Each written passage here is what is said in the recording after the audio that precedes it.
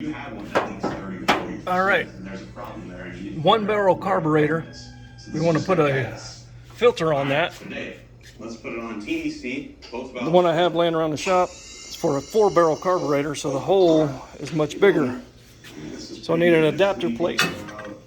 12%. Well, now let's listen. Let's see. The adapter plate that O'Reilly sells is plastic and it's kind of junky. Is there air coming out of the dipstick? So I'm gonna bring that back to him.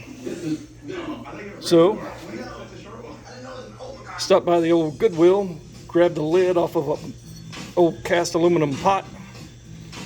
Happened to be pretty close to the right size. It's even got a lip on it, hold it in place.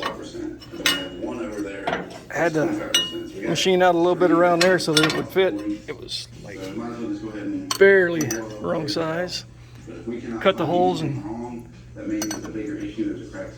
leaving the bottom of the other air filter, air cleaner housing on there as a stand. This guy on there. This guy on here. We really didn't find the source of the water. This gets all together. I'm going to clean it up so it's pretty. Somewhere in the cylinder wall or the cylinder head, we're not sure. But the fact that the And camshaft is wearing, blammo. this thing has to be tore apart because there's metal in the bottom end. I saw a few. It's even almost the right color. It's really hard to see anything in the oil because it looks like mocha. We do not have time to rebuild the motor. So. Nice fancy air cleaner. Absolutely. Got 2 of them, came off a GTO that had a blower and 2 carburetors. But it had extras. Anyway, that's it.